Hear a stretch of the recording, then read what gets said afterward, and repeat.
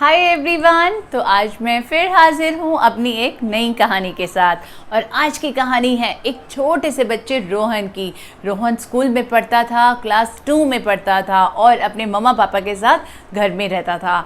रोहन के घर में कोई भाई बहन नहीं था, तो इसलिए ना उसे पपीज़ का बहुत शौक था। रोहन अक्सर अपनी मम्मा को कहता था कि मम्मा मुझे एक छोटा सा पपी ला दो, बट मम्मा हमेशा यही कहती थी, रोहन मेरे लिए तो आप ही बहुत हो, मुझे किसी पपी की ज़रूरत नहीं है।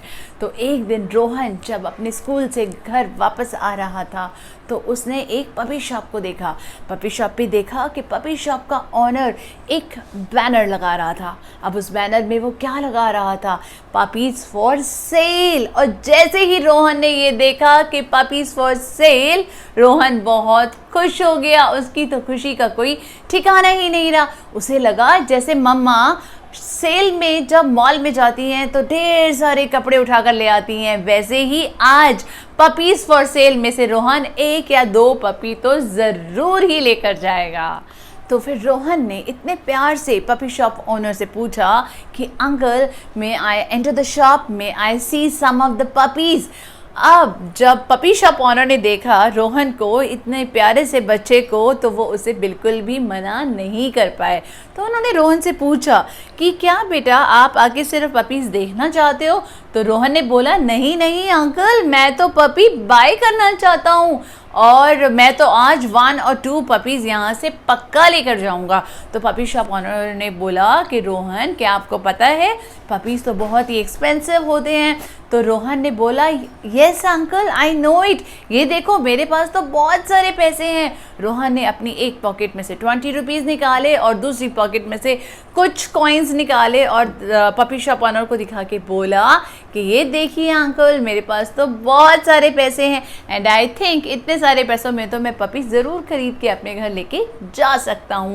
रोहन की इतनी प्यार भरी मुस्कान देखकर और उसकी इतनी प्यारी प्यारी बातें सुनकर पपी शॉप ऑनर बहुत ही खुश होते हैं और वो रोहन को बिल्कुल भी मना नहीं कर पाते हैं। वो रोहन को अंदर आने के लिए अलाउ करते हैं और जैसे ही रोहन अंदर जाता है, रोहन देखता है इतने सारे पपीज़, कोई लाइट ब्राउन, कोई डार्क ब्राउन, कोई वाइट, कोई फ्ररी, कोई चबी, कोई छोटा, कोई बड़ा, ढेर सारे पपीज़।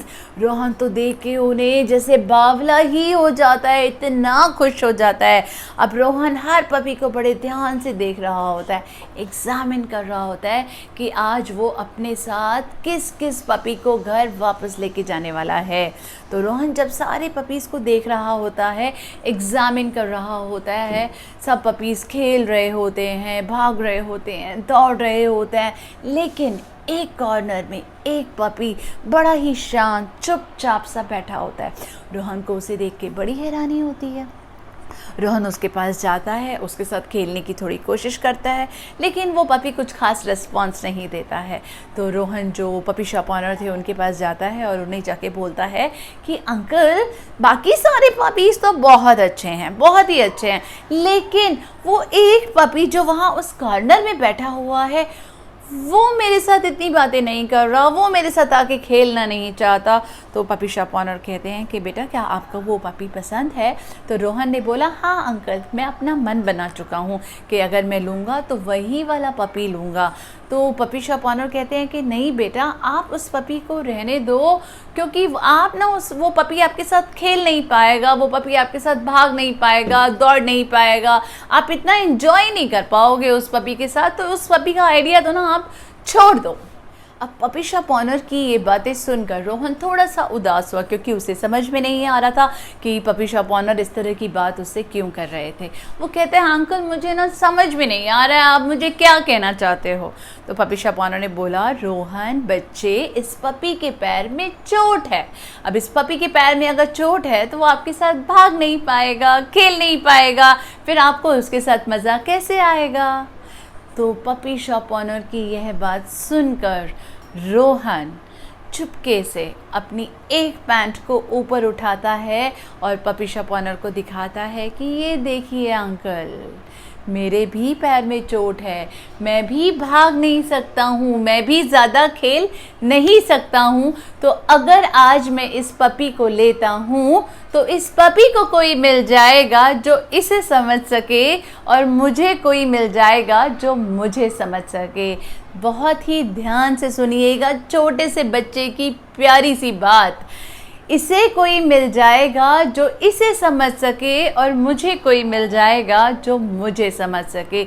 छोटे से बच्चे ने इतनी बड़ी बात बोल दी है। उसकी ये बात सुनकर पपी शॉप ओनर ने बोला, रोहन, आपसे मैं इस पपी के लिए कुछ भी चार्ज नहीं करता हूँ। छोटे से रोहन ने इतनी बड़ी बात बोल दी।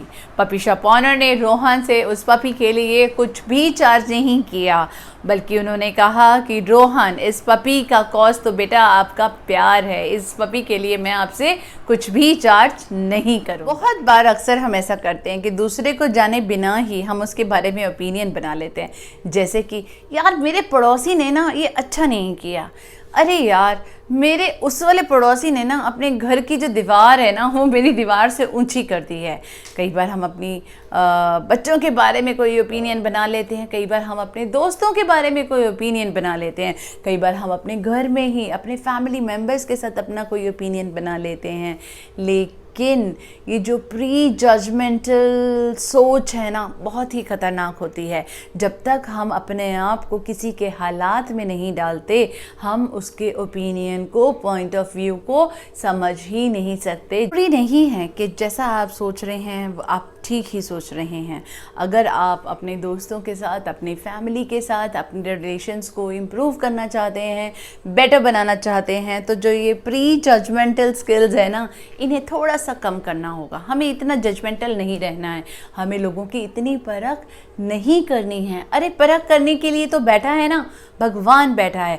एक्चुअली आजकल हम लोगों का प्रॉब्लम ही क्या है ना कि हम दूसरे को सुनना नहीं चाहते, हम अपनी बात को ही सुनाना चाहते हैं। तो अगर आप अपने रिलेशंस को बेटर करना चाहते हैं, इम्प्रूव करना चाहते हैं, तो दूसरे को सुनने की कोशिश कीजिए, ओके, बजाय उसको जज करने के।